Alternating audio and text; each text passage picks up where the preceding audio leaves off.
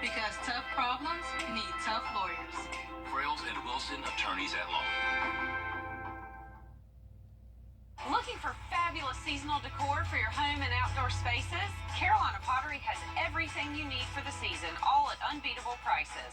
Flowers, ribbon, signs, you name it, we've got it. Visit carolinapottery.com or a store near you.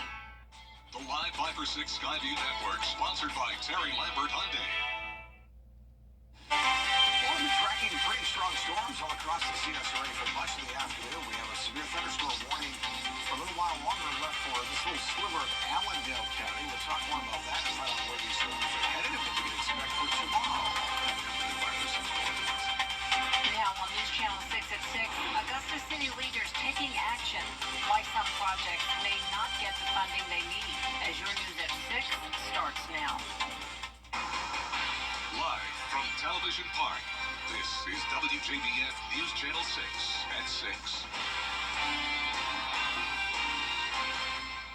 Good evening, everyone. I'm Jenny Montgomery. Thank you so much for joining us. A lot of you heard those storms rolling through today. We begin with a check of the weather from Chief Meteorologist Tim Miller. We warm things up big time. Details of all that coming up in just a few minutes, Jenny. All right, Tim, thank you. Coverage you can count on continues now in Aiken County, where the coroner's office is investigating the shooting death of a man this morning on Greenwich Drive. Graham Lee joins us live from the Aiken Department of Public Safety. Graham? That death happening earlier on in the day, so this is a very early investigation for authorities, but we did get some information from law enforcement, so here's what we know so far. Authorities responded to the 300 block of Greenwich Drive for a shooting that happened around 11:30 this morning.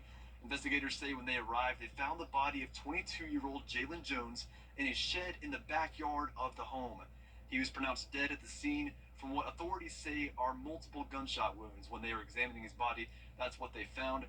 I spoke to several neighbors who did not want to go on camera. Some of them have been living there for years and say the shootings in the neighborhood are unusual, as some law enforcement live nearby.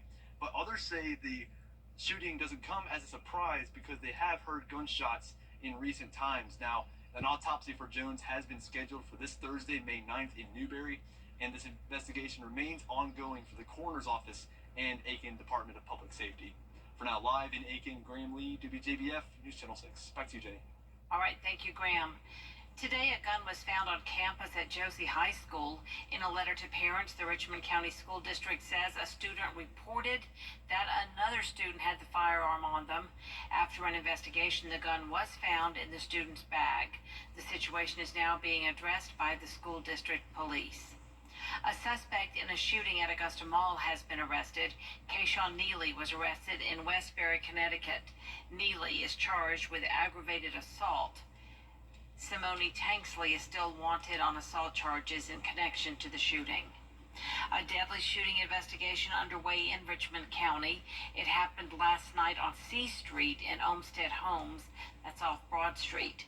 The victim is identified as 22-year-old Jaylene Sumter. Sumter died at the scene. Another person was shot in the leg and was taken to the hospital. The coroner's office is investigating. An arrest has been made in the shooting death of an Augusta teenager.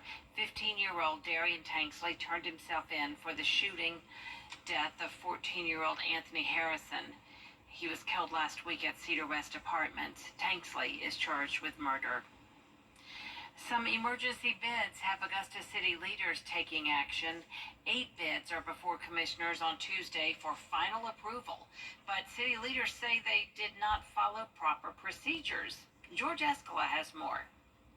There is new decking, stairs, and wheelchair ramps at the Diamond Lakes tennis courts, the $190,000 project done under the city's emergency bid procedure. It was an emergency when we first put it in. Anytime there's a chance of somebody being injured, that's an emergency. We would hate for anybody to come and be injured. The Diamond Lakes work is one of 8 emergency bids scheduled to go before commissioners on Tuesday.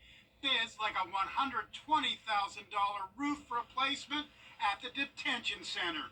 In all, the 8 bids represent more than $760,000 in work deemed emergencies.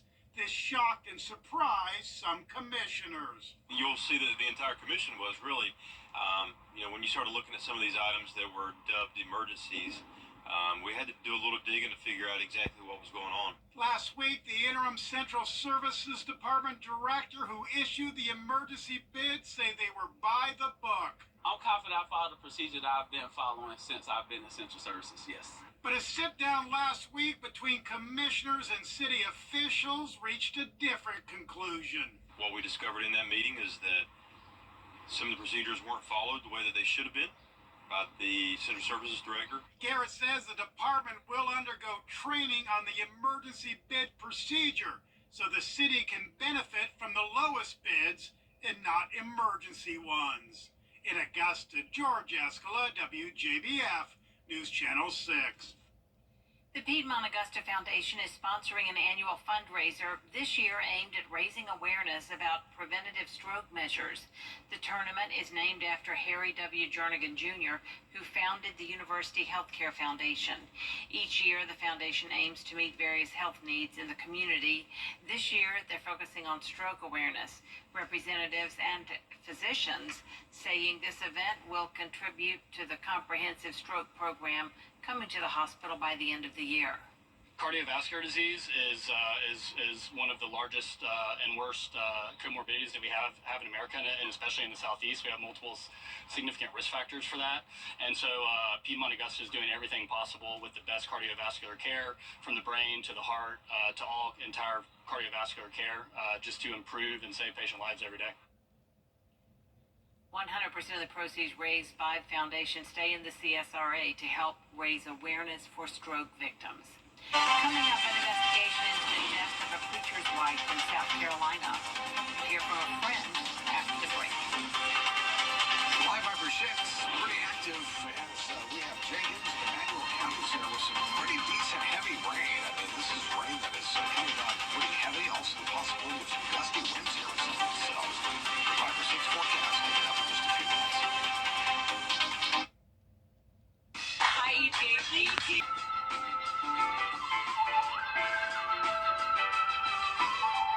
Get clear, accurate stories that don't waste your time at WJBF.com. An investigation is underway after the mysterious death of a pastor's wife in South Carolina. Gracie Fusco has the story. The sudden death of Micah Miller has raised many questions. I spoke with a close friend and church member who wanted to remain anonymous, who said when Micah's death was announced, something didn't sit right. I was in shock, disappointment. I was disgusted with the way that he decided to put Micah as an pastor. I thought, that's all she deserved was 1 minute of, oh yeah, by the way, my wife passed away. Micah's body was found on April 27th at Lumber State Park. An official cause of death has yet to be released. I want her name to be cleared. I want all the lies that were told about her to be cleared. And I want justice for her. I want the truth to come out. I want people to come forth and speak about what an awful man that he was so that she can get justice, not only to her name, but for her family. Horry County Police has told News 13 back in March, Micah filed a police report where it was discovered Micah had a tracking device placed on her car. That was discovered after she took it to the dealership to repair a tire that had been slashed. Along with that, News 13 has just learned her husband and pastor of Solid Rock Church, John Paul Miller, has been released from the church. According to the police reports, she was leaving Springmaid Pier and noticed that a piece of metal was protruding from her tire and said, quote, "This is the second time a razor has deflated her tire in the last week." The second incident in that police report came just hours after, when Micah headed to a gas station before going to a local Honda dealership. While she was getting fuel, the police report says the reported suspect showed up next to her, where she asked the suspect to leave. The report, which is partially redacted and does not list the name of the suspect, says Micah states she was, quote, "scared for her life." After the officer left, the mechanic discovered the tracking device on Micah's vehicle. Good friends of ours that were there just that week, and they said that was not somebody who wanted to die. That was somebody who was making plans for her life. She was reborn again. That's why she got baptized again. Micah's death is still under investigation. Tim joins us now for another check of the weather.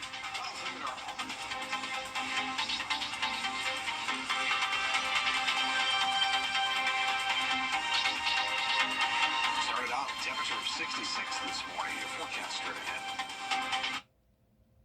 Wow, get ready for spring and summer at Carolina Pottery. Decorate on a budget with great deals on a full selection of lawn and garden decor, including outdoor pots, cushions and pillows, garden flags, and more. Visit carolinapottery.com or a store near you. Metz Plumbing, you're buying at MetzPlumbing.com today. The physical effects of domestic violence might be easy to see. Bumps, bruises, and other visible injuries. Harder to recognize is the long-term harm domestic violence brings to a victim's mental health. PTSD, depression, and anxiety are just a few of the effects domestic violence can cause. If you or someone you know is being affected by these hidden crimes of domestic violence, please reach out to us. We are here to help. Imagine life with Looking for fabulous seasonal decor for your home and outdoor spaces? Carolina Pottery has everything you need for the season, all at unbeatable prices.